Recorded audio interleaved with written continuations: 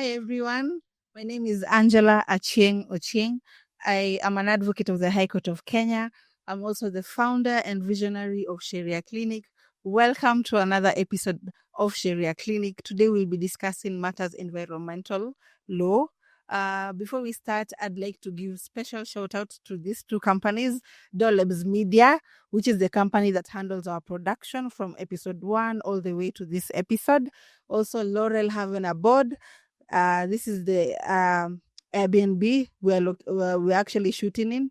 It's the one that is hosting us. It's in Upper Hill.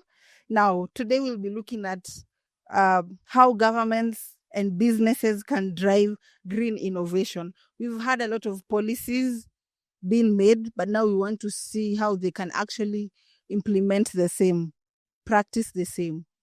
I'm not alone. I'm joined by a special guest. She was my classmate back in undergrad.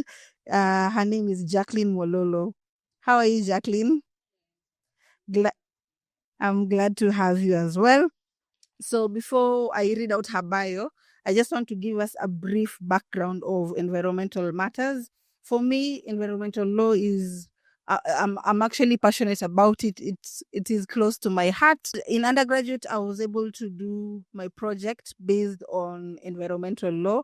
I looked at how public participation can be implemented in the environmental impact assessment of projects such as the SGR. You remember there was the Mombasa-Nairobi. So my project dealt with the Nairobi-Naivasha, phase 2A of the SGR project. We also have a video of the same right here in Sharia Clinic. You can check our YouTube channel for the same. And before we start, I'd like to mention the SDGs. I don't know how many know about it. SDGs stands for Sustainable Development Goals. And there are 17 in number. It's all by the United Nations. So we have goal 7. This will be very important as we proceed with our conversation.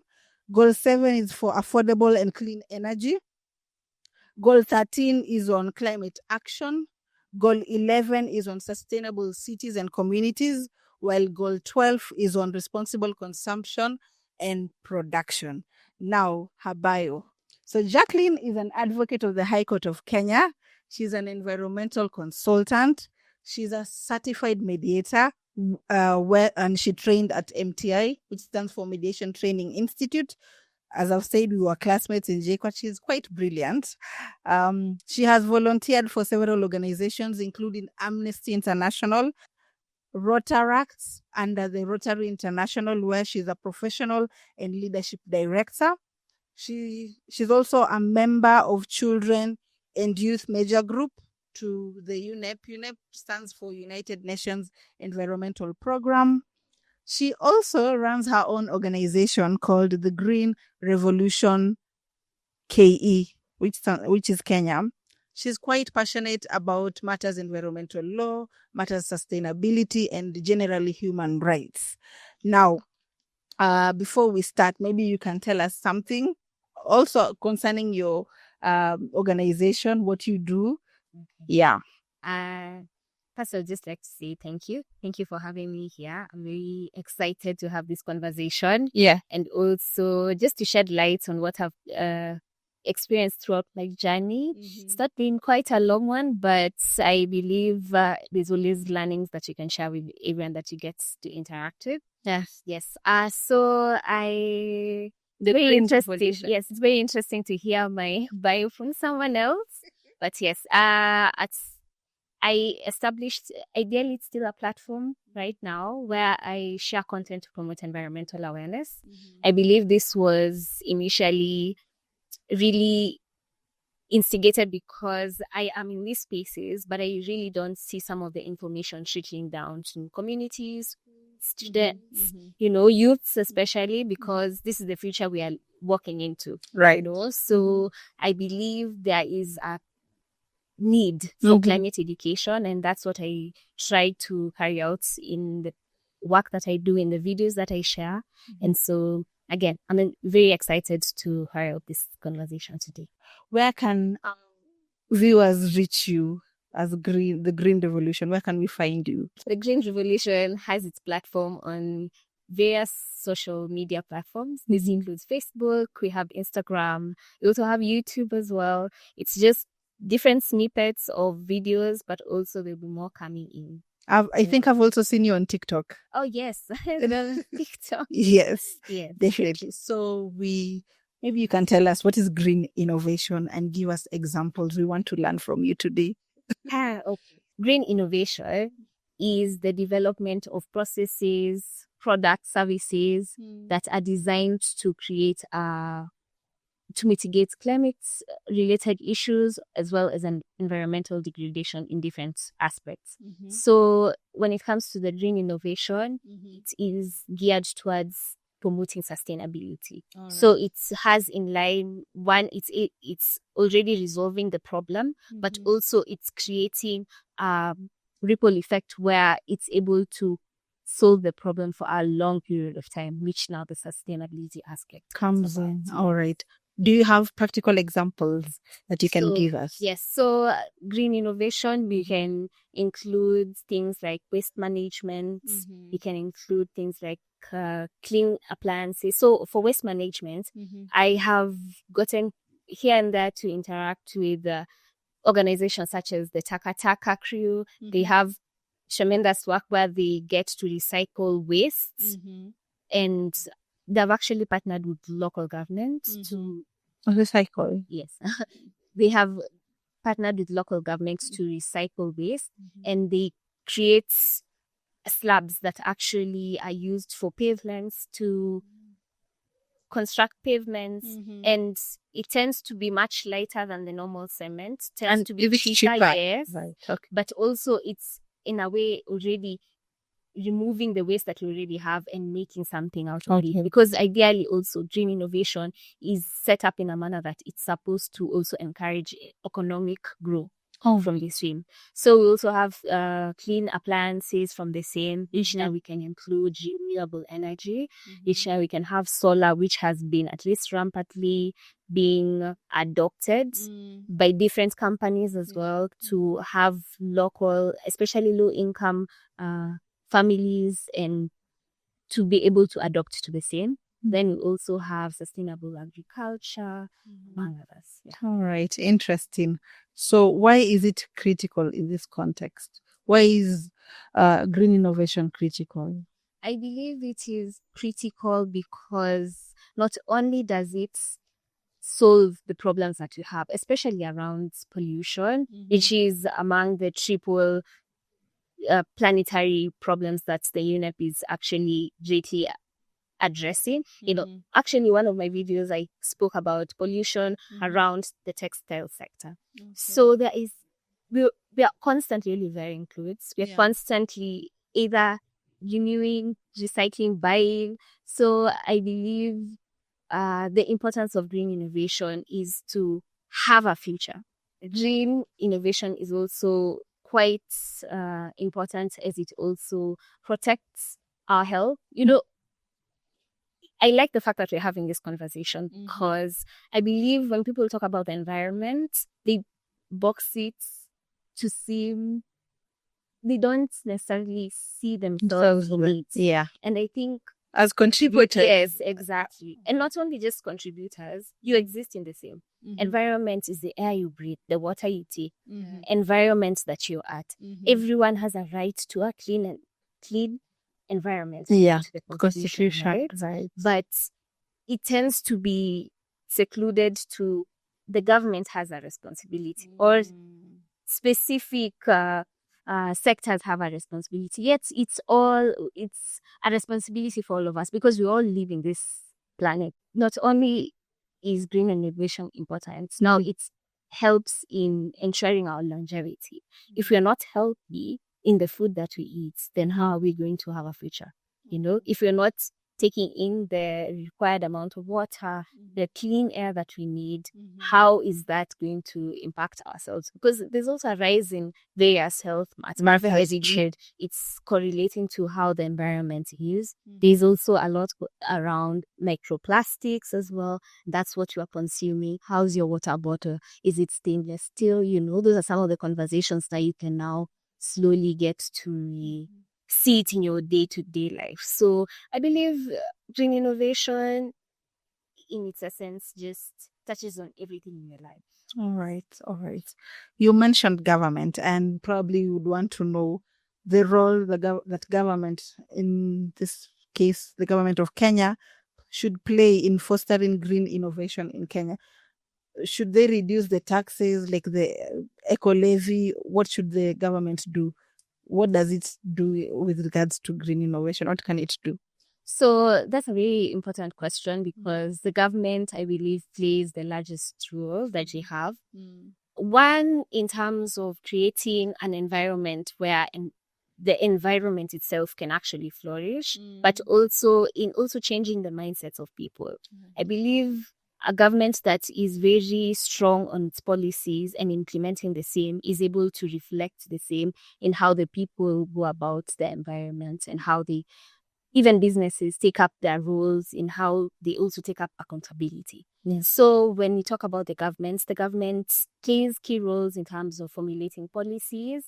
I believe Kenya has really taken an active role in ensuring that there are policies. Right. So I think the challenge comes in when it comes to implementation. Exactly. Yeah.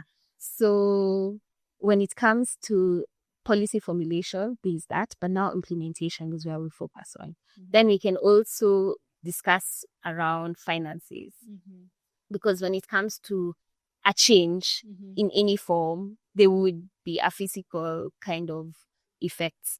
When it comes to government, we have the role of finances, and now that's where it can come in the form of incentives, where now, recently there was the exemption of taxes around solar panels that would encourage the adoption of renewable energy among the people, right? Then there's also adoption of grants that will be issued to communities or projects that ideally would have a more environmental approach towards the activities as well. And then we also have public-private partnerships. Yes. So that's how government and the public can now come together and collide on actually promote environmental awareness and sustainability. Right. So I really want to understand the aspect of the private sector. We've talked about government.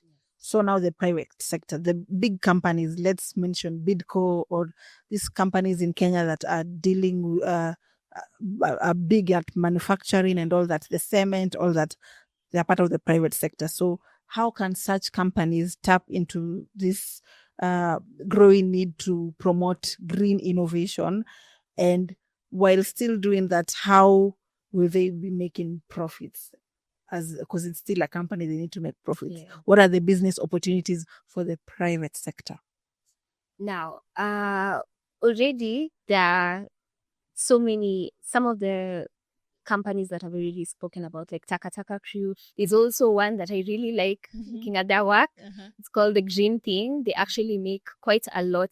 They've actually started a production where they recycle glass. So they go to Dandora, pick up all the glass that they're able to carry out for the day, and then now take it to the manufacturing plant and actually now make different vases, the similar concept from the Kitengela glass. Yeah. So when it comes to businesses, that can be one of it. It could be waste management. I believe if you are very keen on watching people who talk about wealth and money, you realize the things that actually generate quite a lot of wealth are the boring things. Boring things include waste management. You can see Lita, Taka has seen an opportunity. It's seen all this data. It's liaised with the local governments. It's gone. It's ensured that now it's able to create a product that it can actually sell. The same thing for the green thing. It's gone, carried out excavation of glasses, taken it back to the organization, to the manufacturer, and now they produce the same. There's also, and so even when we discuss about businesses trying to create profit, ideally it's just finding ways of mitigating what you already have and finding alternatives, because I believe that's the case. Kenya, yes, has implemented the plastic ban, the single-use plastic ban. Mm-hmm. But we still have various ways we still have plastic, right? Yes. But if they would find innovative ways Mm-hmm. of there's the textile collection Mm-hmm. where they they recycle the old uniforms Mm-hmm. and create different bags. Oh. They create rags, you know. Here in Kenya. Just in Kenya, it's Kenya, and they have offices in Nigeria as well. Oh, right. Oh. So it's one that really, I believe it's just, it goes back now to the values of the organization. Mm-hmm. And that's where maybe now I can raise now another point around how businesses can adopt the same. Mm-hmm. There's been a rise of ESG conversation. Exactly. What is ESG? What is environmental, social, and governance? What is ESG? So environmental, social governance ideally is just like a framework Mm-hmm. that organizations adopt into their businesses, Mm-hmm. whereby they take a keen, where they intentionally Mm-hmm. wish to adopt environmental measures into their policies. Mm-hmm. And so, again, that can be through policy formulation within the organization. Mm-hmm. Then they can also take, now when it comes to the environment speaks, now they've also, what impact do they have on the environment? How much waste are they producing? How are they handling their waste? This is data that's actually becoming demanded, especially for investors who invest in projects. So there's a rise in that. Now, when we talk about environment, now there's the social bit. How is it impacting this society around you, the communities around you? We have projects like You remember there's one in Mombasa also. There's somewhere in Mombasa called Changamwe. There was, I think, I don't know what is it coal or something? Oh, you remember? There's something that was happening and it affected, it went to the water, and I can't really, I don't know what it was, but they somehow interfered with the water, and now the children being born and the people around that area were suffering a lot, and they actually went to court. Yeah, I can't remember the exact, but you were talking about Lamu. There's something also. Yes, I believe there's similarities from the Lamu coal case, whereby they were stopped from getting a license because there's limited public participation. And also now some of the activities were not all fully disclosed. So now that's some of the conversation now we can have around the social bit in regards to how is your organization impacting the environment around it. Right. Has for organizations such as even Isuzu, East Africa, has a water treatment plant that actually cleans the water that it uses before it dispenses it into the Nairobi River. You know how many organizations are taking up such accountability? And then now also in social, in the environment, social governance, so the social bit you can also raise around CSR. Yes. So whereby organizations have really been taking an active role to social responsibilities. Even they now take out activities such as planting trees. Yeah. I recall I attended a Rotary meeting in Hurlingham. They had brought in a speaker from EAVL, actually. It's called Marianne. She was the sustainability expert lead, actually. And she was speaking about some of the projects that EAVL has actually done around Tana River, where they've supported around 300,000, farmers, where they're encouraging them to plant, I believe, fruits as well as avocados. Now, in a way to generate, economic value, but also to protect the riverbed.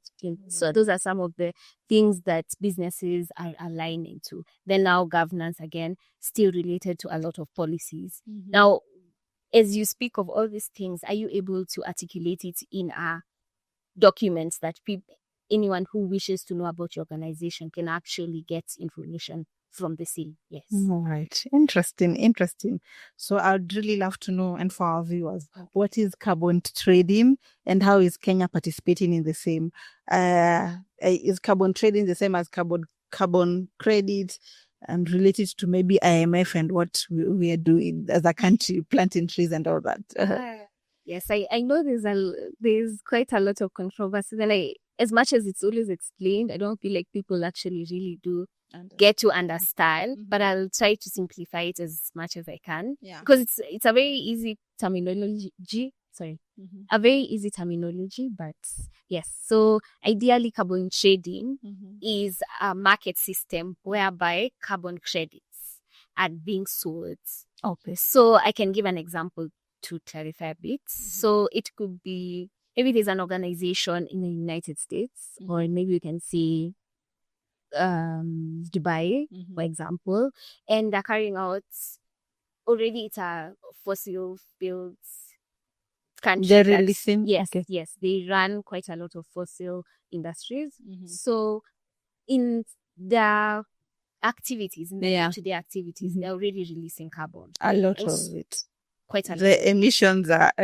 So they would partner on the same, and so it would essentially be acting as to counter what the other organization is doing. So in one case, they're emitting, but now they've already partnered with an organization that's taking the carbon out of the air that they're already emitting it from. Yes. And so this is usually carried out in vast pieces of land. That's why I'm even now referring to nations, because it would either involve a lot of community land as well.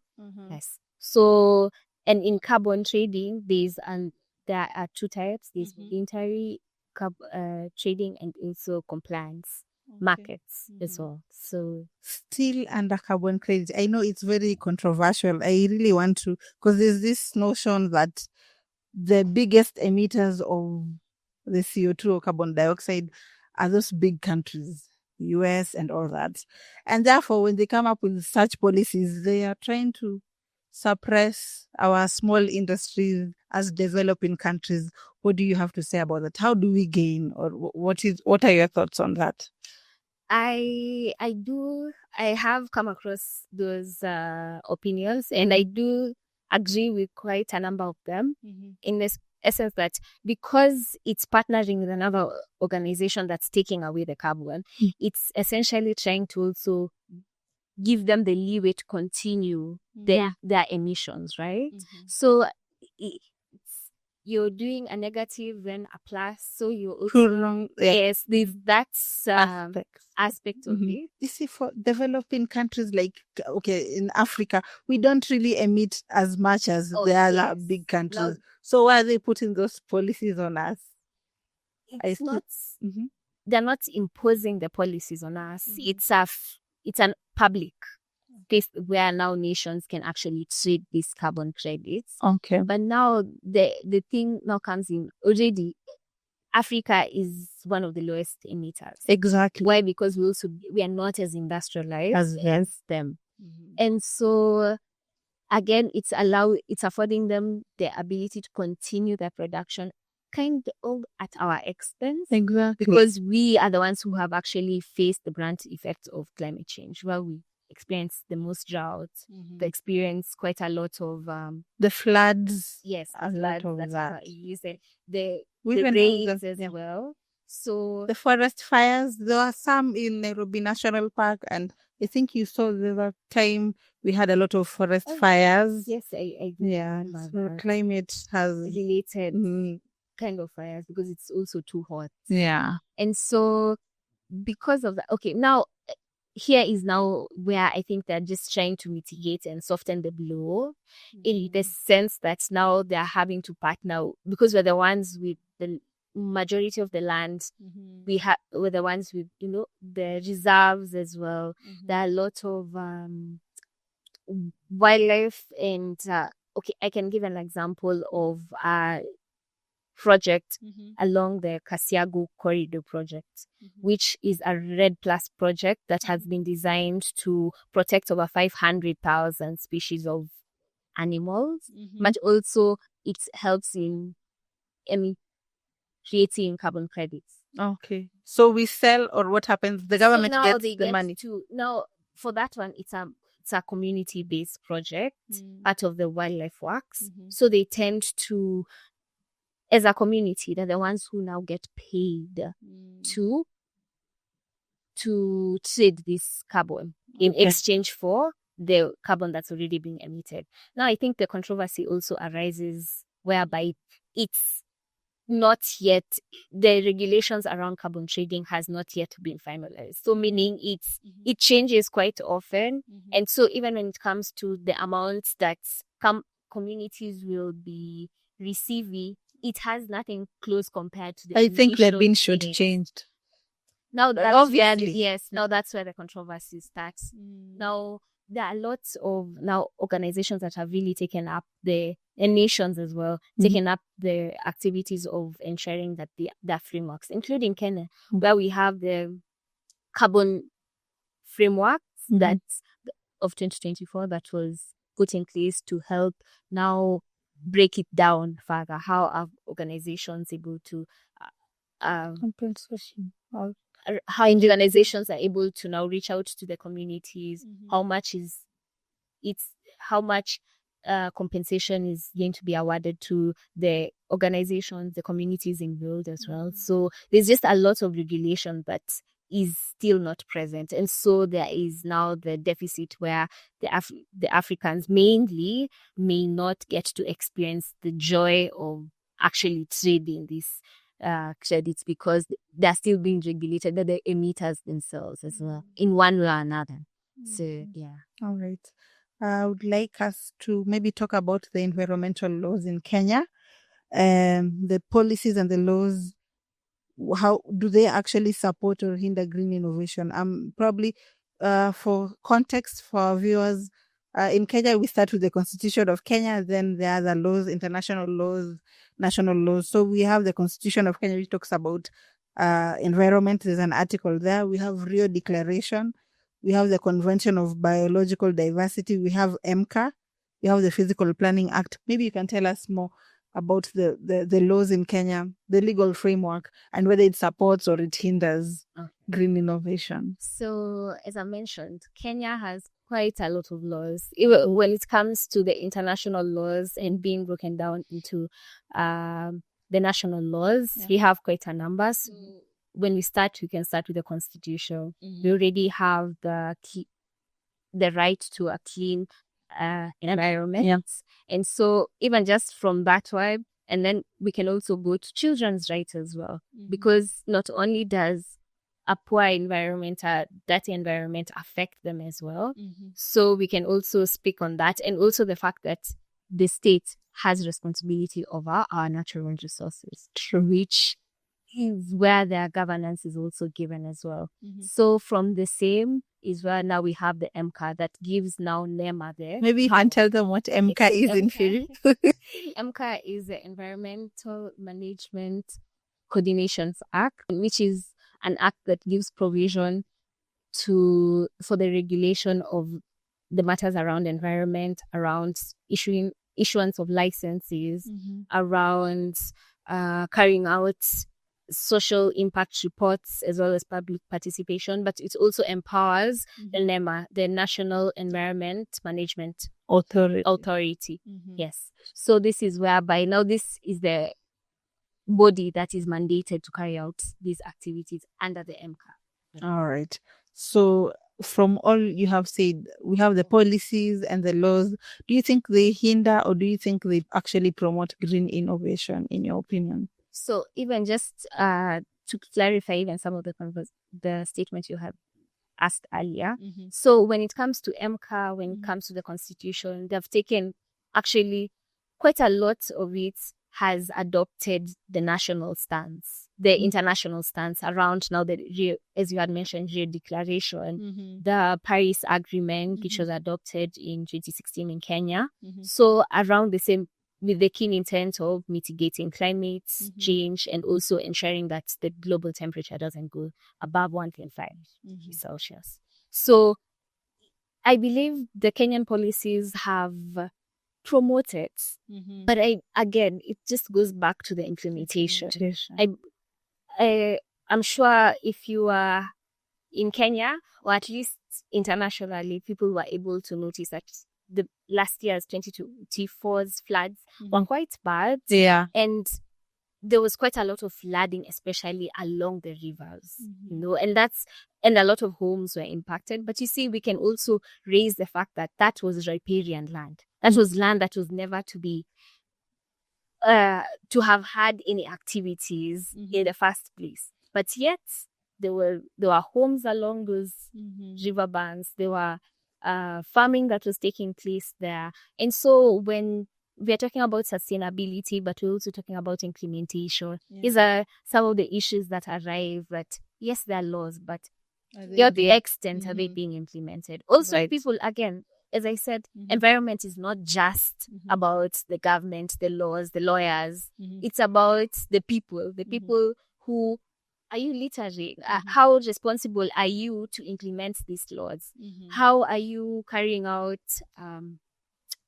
How are you taking care? How are you accessing the land rights once you've purchased your land? Are you even qualified to be constructing on that piece of land? We also have the Sustainable Waste Management Act that also brings out the reduction of pollution and waste and how to go about waste management.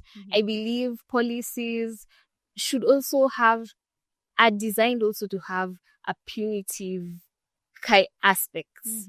I'm sure you're also well aware of this because some laws are put in place to ensure that people do not commit the same crime again. That there is that, I wouldn't want to say fear, but ideally it's just we live in a society. You don't give allowance. So if you go around killing everybody, then you're going against the people that you live with, right? So even the acts as well provides for fines that are supposed to be imposed around 20,000 for littering. But you see, some of these implementations, how is it implemented? Even when it comes to organizations and businesses, there are laws around that.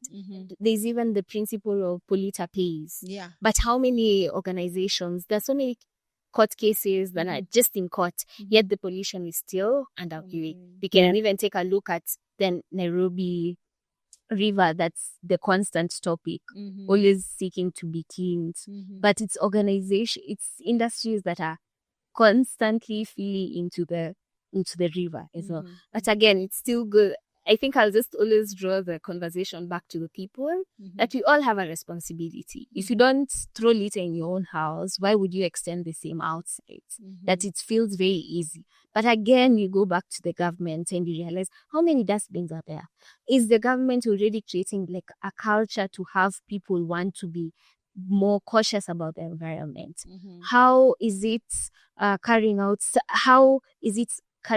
measures that are punitive to those organizations that are actually polluting in a manner that now other different organizations would be keen on ensuring that we would be more cautious about our environment and take better measures to take care of it. So I believe everyone plays a role. The businesses, the government, policies as well that should be in place for them to implement it. And also now the people who are carrying out this implementation as well, but also the people have a role to play in ensuring that we all live in a clean, safe environment. For you. Right. Still under policies, before I go to probably our second last question, I'm thinking about when we did development law, or was it development studies, we were taught about the Vision 2030, and under there we also have environmental aspects. But my keen interest is on the SDGs that I actually mentioned when we were starting. As I said, we have 17 SDGs. SDGs, the Sustainable Development Goals. So maybe you can touch on them, because I think that also forms part of the policy framework in Kenya. In terms of encouraging the importance. So when we talk about the SDGs, I believe they all work in cohesion together, in the sense that if you improve the quality of education as an SDG, then you have already empowered the gender, be able to carry out. Each gender is able to take care of itself. We've talked about the laws. Kenya has subscribed to the international laws, and also we have the national laws. So still under policies, we know about the development goals. We know about the Vision 2030. Kenya's Vision 2030. I think Uganda has 2040. another country in East Africa has 2050, all that. So I still want to zone into the sustainable development goals that I mentioned earlier when we started, that talk about the ones that speak about environment, things to do with the sustainable cities, clean energy, all that. So how do the particular sustainable development goals actually help or hinder or promote green innovation? So the sustainable goals, the ones you've just referred to, really, ideally they are really designed to promote green innovation. And as I had mentioned earlier, if we can talk about maybe the clean energy, we can now raise matters around solar, we can renewable energy, solar, wind, geothermal. Kenya is the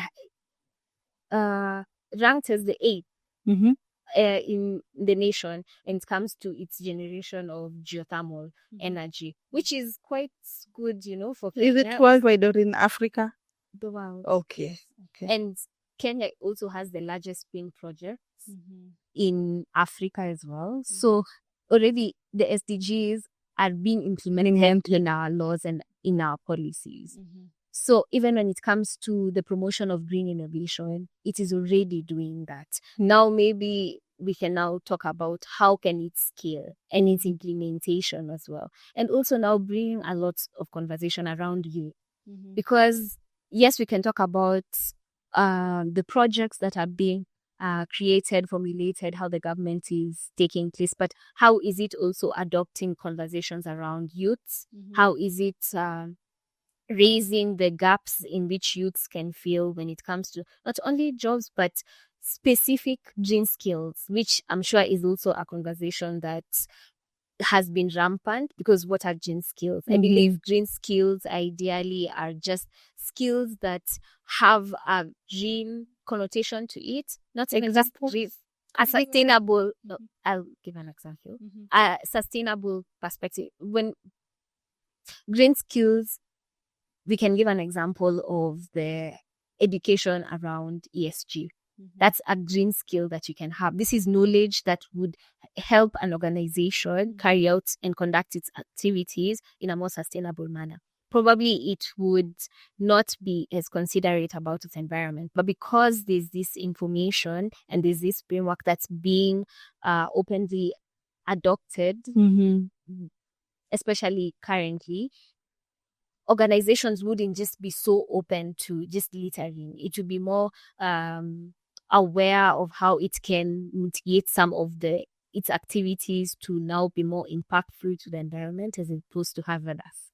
So when going back to the statements as you had asked about SDGs and how they play a role in our policies, they have played the most active role because they have given now the framework that we now are applying in our conversations. So again, going back to youth conversations, going back to the adoption of innovation that can now be implemented into the communities as well.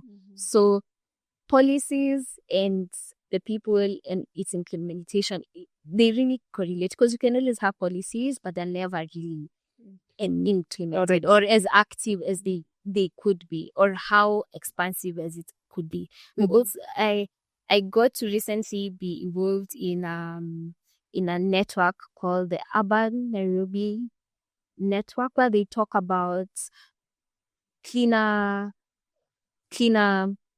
construction appliances. They talk about the quality of air. Those are some of the conversations. How clean is the air in Nairobi? What are the areas that are most populated? Unfortunately, we don't get to receive quite a lot of this data because we don't also have as much technology. And now these are some of the challenges that Africa and I believe Kenya as well is facing. But Kenya has also liaised with, UNEP, and it's able to get some of these predictions, especially even around the climate predictions and how it's able to now provide the same for the farmers as well. So I believe it's just a lot of connection, a lot of connectivity. And that's why even when it comes to the SDG goals, it talks about partnerships, which is the 17th, which ideally just sums up the entire goal in the sense that no one sector can work independently. Yes. Yeah. They all have to correlate. So if an organization is being mindful, but there are no policies, how would it be held accountable if it does pollute? Or if the people are not even aware that there are policies in the first place, then how are they able to implement some of these principles or the extra care they would take towards the environment? Or even just the need to be cautious about the knowledge on the same. So, yeah. Okay, all right. So how does Kenya's green innovation landscape compare globally, especially among developing nations? How are we doing? Are we doing poorly? Are we just there? What's the status basically? Kenya, as much as we have our own challenges, so when it comes to corruption, government matters, in Kenya is just always a very aggressive country, and people in it as well are very industrious, and so there's so many things that have been carried out in Kenya. Even when it comes to, at one point, even the single plastic ban was quite significant globally because it was one of the countries that had implemented the single-use plastic ban. That one already trademarking ourselves and distinguishing ourselves. Even the policies that we have distinguished us in the sense that we are able to have a roadmap on how we conduct our activities around the environment. We also have conversations around the rise of ESG. So even in Kenya, it's one that has been actively adopted. And as I had mentioned, investors are very keen on ensuring that these sustainability metrics are actually provided by the organizations. We also have the mobile climate solutions that have come about around M-Copper, which has now M-Copper Solar, where they are able now to give low-income earners the ability to partner with delights. They're able to get solar panels at a more affordable basis. They're able to carry out different payment plans. As for Kenya, also, we have the CBK that has implemented the Kenya Green Finance taxonomy, which now provides us the ability to be able to have green bonds, which were, I believe, we had our first green bonds in the National Security Exchange in 2019, which is, bringing environmental funding for the same, because it can be quite tedious to transition. And I believe that's now where a lot of the query comes about. So we have the mobile, we also have quite a lot of corporate organizations that are keen on achieving net zero. So that is a space and area that quite a lot of Kenyans have actively taken upon themselves to partner with different organizations to be able to carry out some of these initiatives as well. So we're not doing so badly. We are somewhere at least. Yes. In the lot. The previous COP28, this is the convention. It was last year, I guess. That was COP20. Yes. So this was the year before 29. So that was in 2023, whereby there was the rise for the climate fund that now nations are able to access a bit of funding from the same. It's yet to also, some of the funds have been limited, but obviously they come about through grants. So it's now people being actively taking up organizations. People can formulate community-based organizations that are geared towards initiatives of the same. And so even when it comes to the carbon trading, probably you have large property, pieces of land that you can now seek to reclaim and now purpose it to actually want to trade in the same. So I believe there's quite a lot that Kenya has adopted from the global space and also what the global space has been able to offer. All right. That has been an interesting conversation. Probably I'll give you time to give your closing remarks. Go ahead. Thank you for having me. And I enjoy these conversations. As I had mentioned earlier, that this conversation is not just, I believe the environment tends to be people's, in my view, people don't really see how the role they can play in the environment. But I believe, again, the environment is what you eat, the air you breathe in, the water you take. So if you're not cautious about all this, medical bills are also very expensive and they correlate with the environment. What are you putting into your body? And if you're not cautious and you don't voice some of these things, because it's interesting to hear that you did dissertation project on, because I also did mine around genetically modified organisms, which we have. They were recently adopted again. They had been initially banned. So the fact that what are you taking, how is it affecting the farmers? There are quite a lot of conversations, even on TikTok, where farmers have raised the fact that it affects their plants. How are we able to address the legal suits that can arise when contamination arises from the same? Are we able to talk about pest management? How are we able to talk about, ideally, I think the conversation, just to summarize, the environment is not just a one-person show. We all play an active role, and it affects you more than you realize. There's a saying that people say that he who controls the food controls the people. Because if someone wanted to poison you in the morning, they would have done it through breakfast, they would have done it through lunchtime. So again, we all have a responsibility, just plays in different ways, and I wish that there would be more conversations, but not even just conversations. I believe there's the need to have practical examples where people are actually implementing it, and not just from a point of planting trees, from a point of they're actually benefiting economically from the same. There's so many avenues that have risen, and I look forward to be able to share the same people, around green businesses as well. Environment is not just about planting trees, which these are efforts that are very important, but there are careers that are being forged out of this. We can even start by having carbon analysts that are coming up. We have carbon specialists. These are people who would have the opportunity to carry out carbon market analysis that would arise from the same. Also, carbon regulations from the same. Not only this, in the textile sector, we have people who are either upcycling and actually coming up with organizations and industries from the same, just from the waste, or just from, especially for Kenya, we have a lot of mtumba arising from that. There are so many opportunities, and organizations are really keen on youths. I have gotten to come across so many youths as young as 19, starting organizations, starting community-based projects that are keen on implementing some of the policies that are already in place. We have so many policies, but we need people who actually have the ideas to solve the problems that we have in the world today. So if for the youths, this goes out to the youths, they can check out the Children and Youth Media Group platforms.